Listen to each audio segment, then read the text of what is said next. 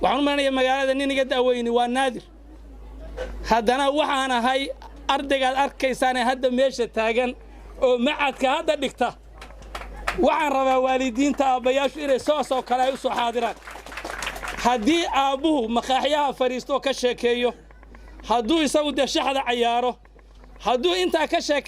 ka sheekaynaya xasarad see ilmihiisi da ku daynaya ma jirto ilmuhu waddadaad martuu raacaya ninkii raba ilmihiisi inuu wanaagsanaado isagu ha wanaagsanaado waxa aan soo dhawaynayaa dhammaan wufuudda ka soo qayb gashay xafladan qalin jabinta ee ay ku qalin jabinayaan ardayda foonfoorka ah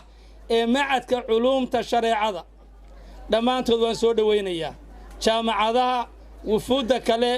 ee isimada iyo dadweynaha dhammaantood intaa ka bacdi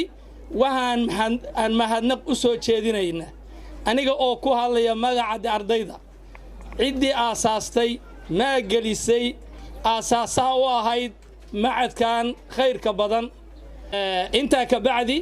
waxaan iyagana sidoo kale daan u mahadnaqaynaa maamulihii ugu horreeyey dugsigan oo soo kiciyey oo heer fiican gaarsiiyey sheekh cabdirashiid waxaa kaloo aan mahadnaq u jeedinaynaa maamulaha hadda sheekh cabdinuur iyo macallimiinta la shaqaysaba intaa ka bacdi haddii aan ardaydii nahay hadda qalin jabinaysay waxa aanu codsanaynaa oo aan weydiisanaynaa jaamacadaha noo yimid inay naga kaalmeeyaan tacliinta inayna siiyaan waxbarasho deeqa iyo midda lacagta oo tixgelinba leh jaamacad kasta oo na soo booqatay inayna siiso qof ama labo deminxaa sidoo kale waxaan iyadana dardaaran u jeedinayaa ardayda sidii loo jeediyay hadda qalin jabinaysa in aanay noqonin kuwa maalinta ay qalin jabiyaan tacliinta ka baxa oo timaha xiirta ee ay daa'imaan waxaa kaloo iyadana aan u jeedinayaa kelmad yar waalidiinta weliba ragga waaweyn ee magaalada jooga waxaan u maanaya magaalada niniga daaweyni waa naadir haddana waxaan ahay ardaygaad arkaysaan hadda meesha taagan oo macadka hadda dhigta waxaan rabaa waalidiinta aabbayaashu inay soo kale ay u soo xaadiraan haddii aabbuhu maqaaxyaha fariisto ka sheekeeyo